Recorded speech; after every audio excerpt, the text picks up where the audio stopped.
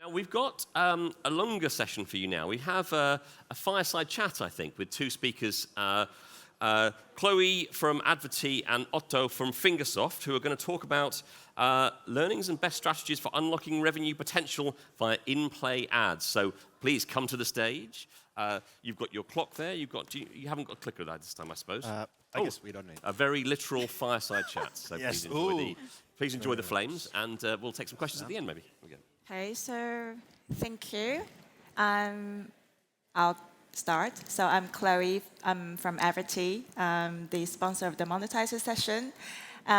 So Adverty is the leading in-game monetization platform. What we do is we work with a lot of top studios like Fingersoft to monetize their players in a non-intrusive way. And I'll let Otto to introduce himself, and then we'll take it from there. So here you go. Yes, thank you. My name is Otto. I work for Fingersoft. I've been working at Fingersoft for 7.5 years now. That's a quite long period. And I started as a software engineer, and then after a lot of different turns, I ended up working with the ad network SDKs and got an opportunity to jump on the business side in 2019. I was doing alone kind of like managing alone our ad monetization operations, and was able to start build a team around, and then formed an admin team. And beginning of this year, we formed this team called Game Economy team, which consists also the IAP monetization, and which the IAP side of things are doing pretty much the same things what you heard in the previous talk, which was very good introduction to that. But now running kind of like the whole monetization operations teams. And yeah, I think that's the introduction. Such an amazing journey, eh? Yeah, we've both been gaming for 10 years. Yeah, so we've known each other for a long time, and we literally want to just make this session like two close friends having a chat, and hope you guys are going to enjoy it. So we're going to dive into in-play, which is a new-ish format, a little bit more. And so we, as a company, we were founded in 2016, and then there's a few other companies doing the same format, and then there's also other new-ish formats like audio ads, etc. And we've been competing with traditional formats for a few years now, and then it's picking up since the end of last year. So this session is to basically find out your experience about this format, any pros and cons, challenges, and recommendations. So I will start the first question. So can you start telling us what's your overall monetization strategy for your games at Fingersoft? Yeah, so Fingersoft, we are having, first of all, Hill Climb Racing and Hill Climb Racing 2, and then Boom Cards are our current live games, and the monetization strategy is the hybrid model. So we monetize with IAPs and advertisement, and that's kind of like, if you would ask the overall split, it's kind of like 50-50. So we are a little bit in that sense different. That's not very usual. Of course, there are differences within the titles and within geos and so on. And since Hill Climb Racing, the original one, was released in 2012. And we already then started with banner ads, and we've been using banner ads ever since in Hill Climb Racing 1, and also rewarded videos. And then we actually introduced interstitial ads in Hill Climb Racing 2, and then started using them also in Hill Climb Racing 1, 2020, I guess, quite late in the journey of old game, and that was a quite successful story. And also we've been then on Boom Cards side, and also in Hill Climb Racing 1, been using the rewarded interstitial format, and now kind of the latest is the in-game advertisement in Boom Cards, which is the 3D game. So that makes sense. But we have already kind of this banner background, which is that has the similarities a little bit. Yeah, it definitely is. I always just say in-game ads are basically banner ads, but they're in your game scenes, so they can be better designed in your game scenes, which can make it like less non-intrusive, well, less intrusive. So in terms of in-game, in-play ads, when did you start using it, and then why was it? Because you started quite early, you know, compared to other gaming studios, and who gave you the ideas? Might have been you. Yeah, we started last year, I think like a year and a half ago. We kind of like, in a racing game, we have been doing, for example, in Boom Carts, there are fake ads around kind of when you have a racing track, so it kind of like fits into the scene that there are advertisements around them. And we have like in Hill Climb Racing 2 having like fake advertisements over there, and now we are building kind of like a complete lore around the kind of like imagined kind of like fake brands and whatnot, but they are there, and we were thinking that it's quite obvious to have, like, if you have a 3D racetrack, why wouldn't you replace those fake ads with like real ones, with monetizing ads? So it was like a perfect fit in that sense. That's good to hear. Yeah, that's usually, well, I'm still, you know, a salesperson. That's one of my sales pitches as well. Like, hey, you've got a racing title. There's already billboards in your games already. Why don't you just swap, and then we can show real ads? So for developers, for players, they might see Coca-Cola ads, and then on TV, and then they see the exact same ad in the games that they're playing, which is quite cool for brands to drive their awareness.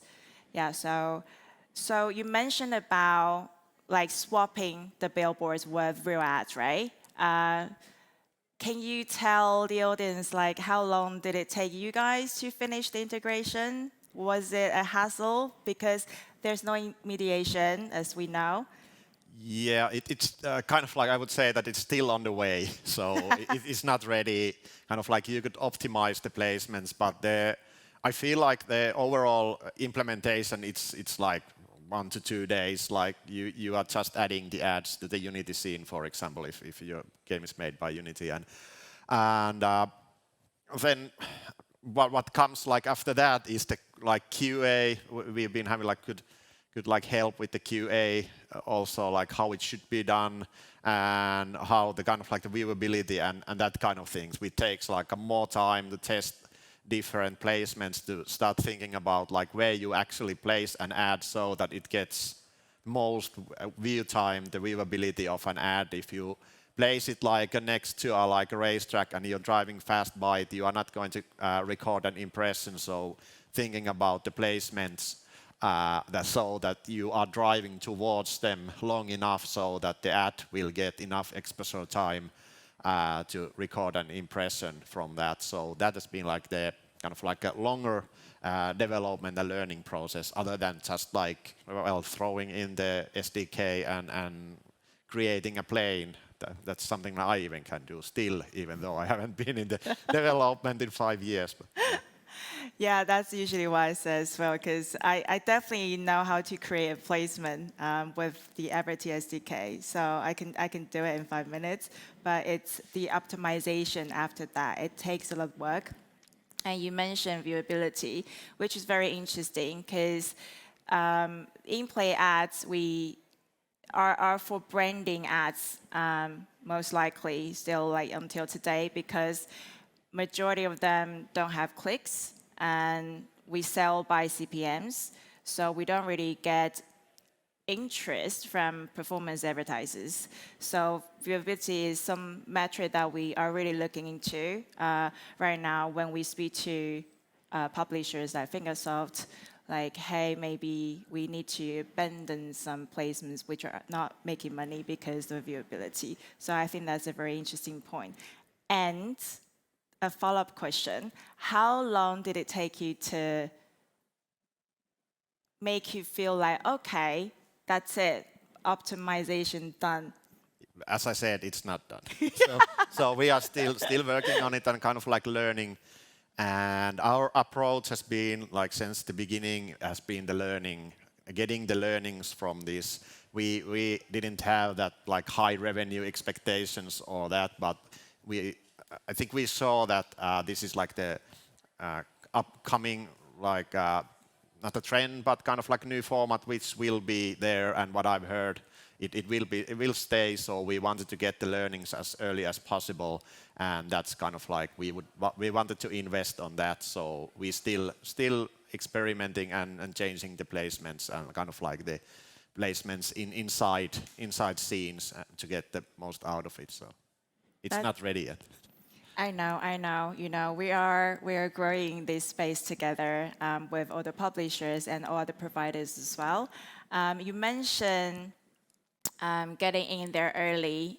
So my question would be, do you think that's one of the benefits for developers? Because you said revenue probably isn't, you know, the main KPI for this format yet. Yeah, I think it's like with the formats that are coming up, like trying out and seeing how to work with them, because obviously we are and how seeing the strategy, how we build our new titles is that they will be in 3D. So kind of like trying out those formats that are fit for that type of games. So definitely makes sense. Sounds good. Yeah, because you shared the new title. I don't know if I'm supposed to share that, but the new title with the big brand. Yeah, it is, but yeah. That's announced. I didn't mention I mentioned the live games, but we have announced the beginning of this year that we are developing Lego Hill Climb Adventures game. So that's kind of like an already branded game. And one thing with the in-game advertisement is to work with brands and kind of like adding brand advertisement inside the game. So that's kind of like a lot of things happening around brand, and that's like one project that is like, well, branded in a sense, even though it's a collaboration, not in brand itself.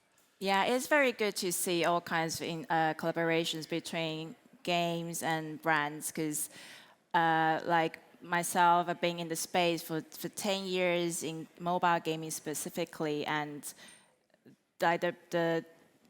there were so many years that we were trying to speak to brands like, mobile gaming isn't dirty, so, you know, at least speak to us. But now, probably since last year, it's definitely getting there. Brand advertisers, especially for us, for service providers, we feel like they are so much more ready to even just understand gaming and then the audiences behind games as well. So that's really good to know for us, right? So I'm going to dive in a little bit, you know, about the performance. So feel free to be transparent. I try to as much as I can. So we know there's a few providers in the space, and we also know that you've tested a few. Any thoughts on that? Anything integration or performance-wise?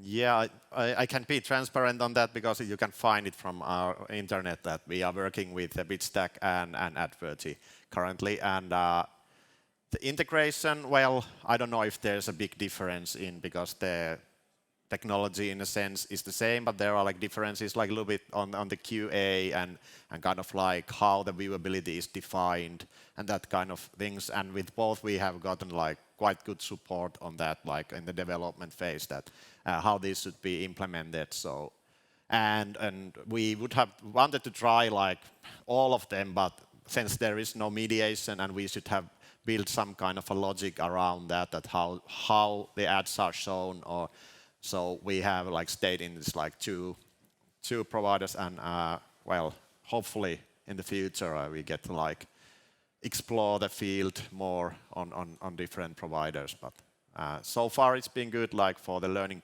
purposes.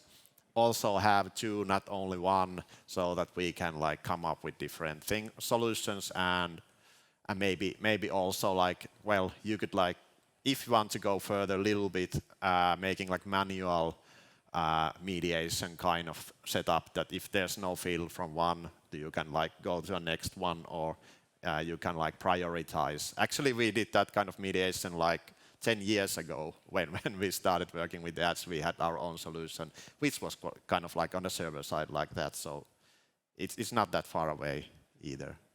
Yeah, I think definitely a lot of people are talking about this mediation for in-game ads, because for some studios the resource is so tight, and then they probably want to try it, but they either don't have the resources or they're not sure about the results.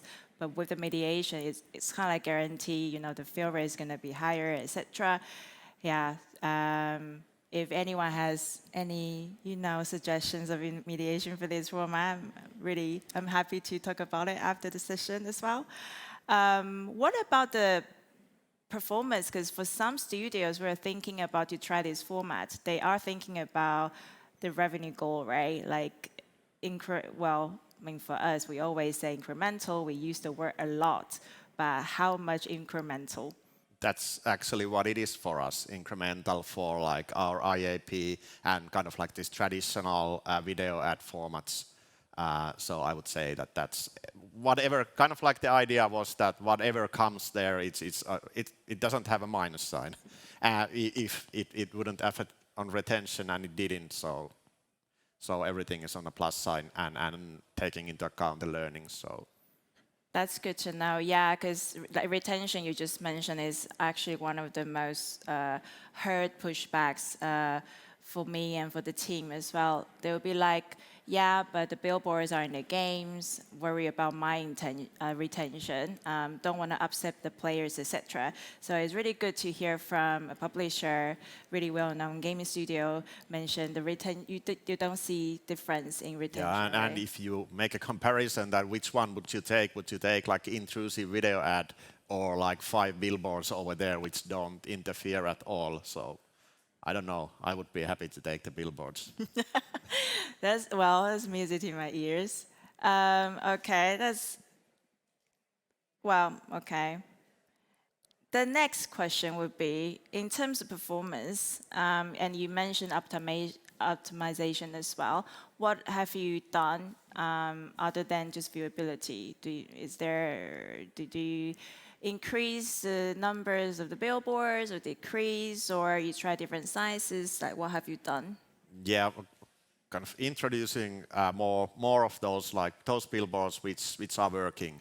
And then what we noticed that we didn't have much experience when we started experimenting this, and we just like added somewhere which like felt that's placement is natural, but then we started adding like, okay, now we start to like optimizing this. So where would we put it? And it's like on a start line when you have this like traffic lights behind them can be an advertisement because that gets the most exposure. And then we had those like longer banner rows next to track. We didn't make much sense because they are going so fast that you are not going to record an impression. So instead of using those, changing them into the billboard or kind of like something balloon on the sky or whatnot, so that they will get like more time in the camera, so that the impression will be recorded. So that kind of like optimizations, and also what was for us very important, that even though they are like immersive in the sense that they belong to the racetrack, we wanted to make them fit into the scenes. That we started with those scenes which look like they could have like those real world ads, and then started like thinking maybe we start doing kind of like frames and things with using the assets which are already there, so that we could like introduce these kind of like ad placements and doing like more work from the kind of stage design or level design perspective. Yeah, I think it's a very interesting process for us as a service providers as well, because there's so much brainstorming that we can have. Like you said, like balloons, and we even have seen like drones in racing titles as well, because racing titles is, viewability for this format is probably a challenge. And especially when we talk to agencies directly, they want to see high or higher viewability. So what we've been playing with is either balloons or the drones, and then with the billboard underneath, and then that can actually follow the player, follow the camera. So, and then you can like configure that to be there for like 5 seconds. Yeah, so that's just one way. And I really, really love the brainstorm session with studios like you guys. They're just different experience, and then one of the best ones, I have to say, on stage. Thank you. Cool. And that's the performance part. And I would like to dive in the challenges. So what's the biggest challenge for you as a developer? I think one of which were like in the beginning when we started is the challenge is how we fit those ads inside this scene, because let's say Boom Cards is having quite cartoonish, colorful scenes, and then bringing in there like some toothpaste ad was like we don't want to do that, and it was like we had to have some kind of like a solution for this, and we got the solution. That was with BitStack, and why we started working with them was that we could like handpick those ads which we want to we are showing. So we were very careful on like we weren't actually careful, but we were worried that what will be there like real world humans, kind of like characters or what that doesn't fit in the cartoonish environment and that kind of things. But then when we were accepting those ads for a couple of months, we noticed that, well, it's not that bad. We are still accepting everything. So because they were like, let's try this, and this could be okay, and usually was. And but what was the problem with them, and usually overall in in-game advertisement, is that you can see in those ads that they are not designed for the game environment. So that's I think one of the biggest challenges for us with the kind of like those ad creatives, that you immediately see that this ad would work, would be fine on a web page, but not in a 3D scene. And that was something that should we actually like cancel this ad, take this away, because it's just like, well, it's having like small text which is rendered there, and when you are driving a karting game, it doesn't make any sense. No one doesn't stop reading any text. So that's kind of like maybe the biggest feedback for you and the kind of like providers that are telling the advertisers where the ad is going to be shown, and making them understand that you might have to be like think the creative a little bit different when there's like a big logo or whatnot. So that's easy. Like that's looking very good in a 3D environment. It can be pretty much whatever brand, but then when you add the text on like under the logo, so it goes like blurry and it doesn't look very good. So that's one of the biggest challenges for us, has been like we would like to have like high quality ads. So but, I heard you. It is the ad content. Yeah, we get that from our publishers, and this is actually I feel like it's a industry challenge for gaming, actually. Those like banners at the bottom of the game, right? 320 by 50. And 10 years ago, advertisers literally, they don't want to make another set of creatives. They literally just use the web one in games, and then you couldn't even read it because the phone screens were a lot smaller 10 years ago, right? And then trusts us, a service provider, we speak to advertisers every day.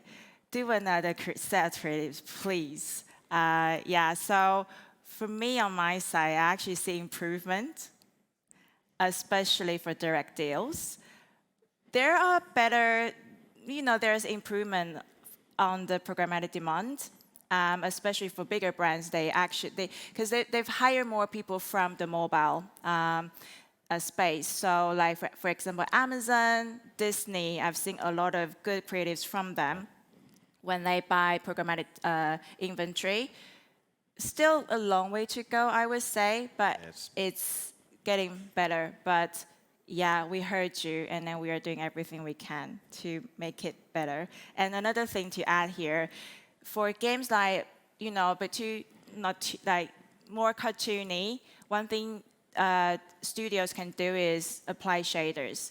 Yeah, that's something that we were also thinking, that how much we can actually modify the advertisement, because that's like, is it okay if we add something on top of it, or kind of like alternate the creative that feels like okay, maybe. And also you should know what kind of ad is coming before you add something on top of it. So yeah, Yeah, wow, you can start from 10%.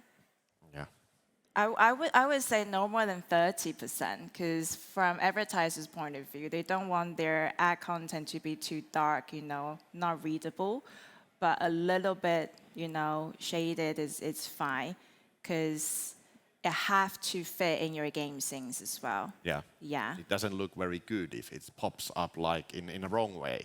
yeah, and some ad content can be really bright. Yeah, Yeah, so yeah, do it. We can run an A/B test. yeah, we should. Yeah. Cool. And the next question would be like, if seeing challenges, etc. And then, for example, like the ad content isn't something, like you or me can control. But for challenges that you can control on your site, do you have any advice to share with studios that, maybe are thinking to test this format? I would say, first of all, think about the in-game advertisement, that it's quite centralized in some countries, so that there are like, it depends on the network, of course, but what we've noticed is that, well, if you are big in like India or Indonesia, so that's not much demand yet over there, which we are, for example, with hill climb racing. But that's one thing, and also like think it as an incremental revenue source. It's not a gold mine yet, I can tell, but it definitely can do with the good placements and good deals. And also how I would like to think about it, as I said already, that think about it like bringing the brands into game. So how would you like to show those brands in a game? So if you are able to like pick those ads and start kind of like carefully, and then if it works, going towards the like the programmatic that you are not controlling. So they could be like different placements also, that there could be placements where it doesn't matter that much. Is it like, well, is there like a car, or is there like a toothpaste? And then there could be like these premium placements where you define that, okay, this should have like high quality logos and brands where you can show them like a longer period of time. So also thinking about the value, also what it might bring to your product, in a sense that there might be brands that make the value higher also, like, okay, they can be seen here, so users feel like, okay, this might be something premium. Yeah, there's definitely different ways that you can do during optimization. For example, like different A/B testing, and we usually see success or revenue scale up with publishers who basically speak to us on a weekly basis. So it takes, both to tangle, and I would definitely recommend that as well. If you're going to test the format, give it a bit longer testing time, because we've heard some A/B testing time like for a week, and I think that's too short for you to see the results and then get the actual results and to compare to make a decision. And based on that, if you can start the process again, what would you do differently? One thing I would like to add first for that, I said that it's not a gold mine, meaning that if you have a new product, like you are soft launching something, so the in-game ad is not going to make the numbers better. You need audiences for that. It's like a banner ad, in a sense that banner ad needs like a big volume. So that's something also to understand, that maybe adding the ads to title that already has a bigger audience, not like start to like small and saying that, okay, this is bringing me 2 cents, and it's like, yeah, it's not working. Obviously it's not working. If you think about the advertiser, why would someone like, hey, I would like to show this my brand ad to 5 people, so 500 people, so it doesn't make any sense. If I would be an advertiser like selling hill climb racing brand, so I would like to make a deal for 5 million impressions, then the money would start moving, not with like a very small number. So kind of like taking that into account when developing the game, that hey, this at some point when this takes off, this could have in-game advertisements in some areas, for example, when you have like audience that is big enough. So it's not going to save a small game. That it's that kind of like the thinking behind this. That also the game developers should think like an advertiser. So that from which place you would buy an advertisement placement if you would be the one who sits on the money pile.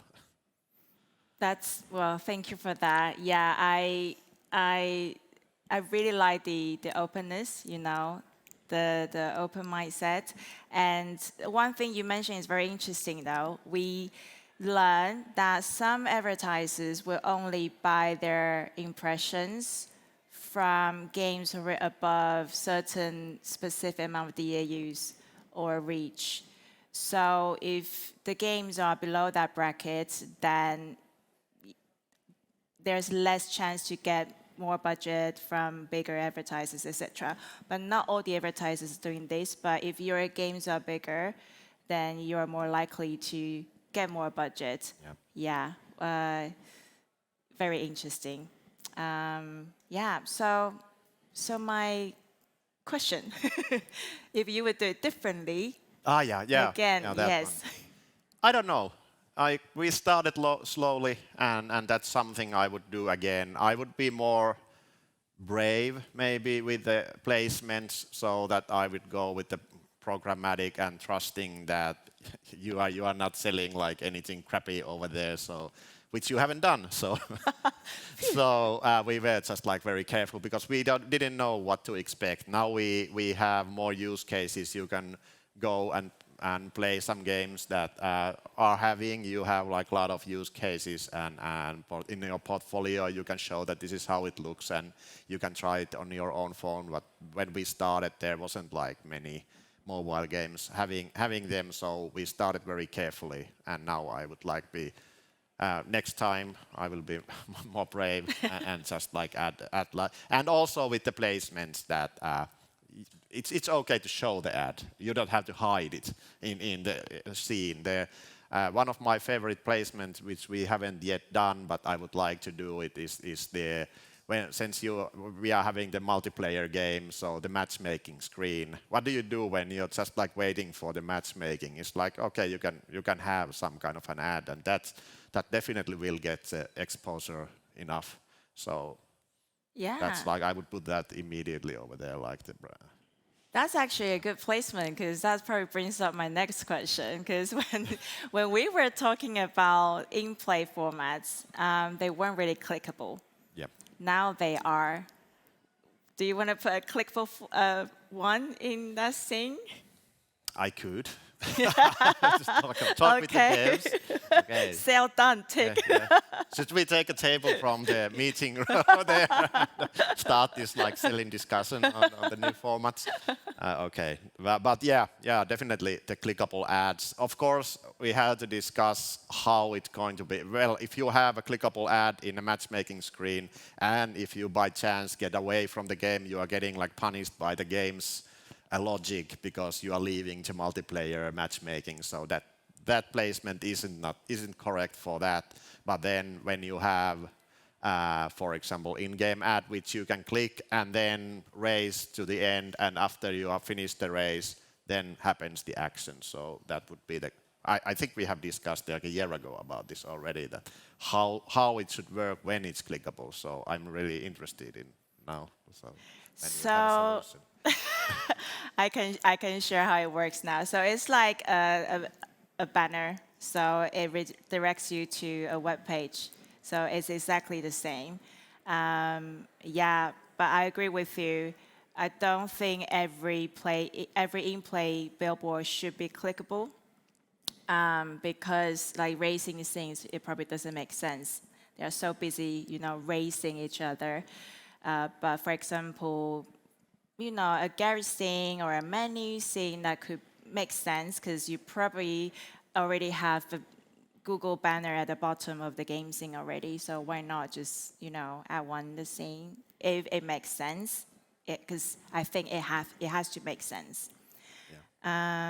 Okay, I'm conscious of the time, so I will. Wow. I know. So we touched base on mediation a little bit. Yeah, do you think that's going to happen anytime soon? I guess not anytime soon, but in the future, I think this is a format that there's a lot of interest in this format. So someone will come up with a solution for that. I'm quite confident, because like everybody making their own manual solutions, then in the long run, it doesn't make much sense. It's quite a lot of work and deciding like what the logic is, and you should know beforehand, like which impression is the most valuable. So it's not a bidding; it's some kind of like a guessing game. Yeah, I agree, because there's definitely more studios doing manual configuration. Either having different placements, using different two providers in the same title, or manual mediation as like first add call to A provider, the other one, and then second call to B provider. But there's a lot of manual work behind it. Yeah, and well, for me, I'm biased. I think the placement is here to stay, and I would love to see mediation happen. And yeah, that's actually my last question. Do you have any notes you would like to add? Well, I would say to be brave and experiment with new formats, whether it's in-game advertisement, audio ads, rewarded interstitials, and there's many more coming. I really like how the industry is now evolving. Everybody knows that the market is getting more challenging, so early adopters might be like the winners here. They know how to work with these new formats. So definitely experiment with them. Love that. So thank you for your time today. It's been a nice chat, and Well, a round of applause for Chloe and Otto, I think. That was very good. Great. If you want to take a question from the audience, we've got a minute. We can take a question. Anyone got a question? We've maybe got time for one. Difficult to see. Any questions? Oh yeah, there's one in the row here. We got a mic coming your way. Thank you. Thank you very much, both.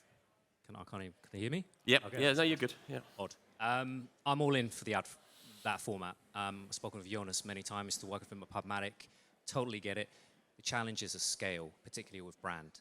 Now, you say you have the brand, now you just need supply. You're lacking quality supply.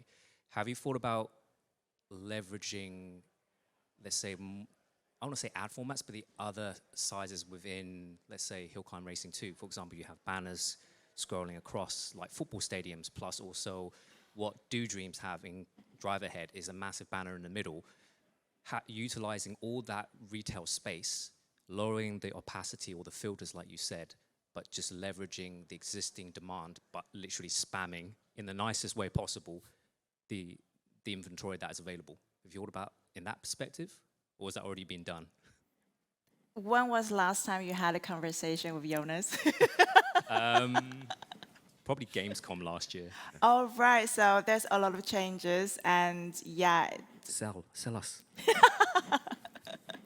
So what I would say is you are looking at probably fill rate globally over 30% from the providers that you're speaking to, United States over 60%, and there's a lot of resellers right now compared to last year, probably 10 times more globally selling these formats to different advertisers locally. So the demand, supply's there, and then the demand is definitely higher than before. And this year is the best year for this space.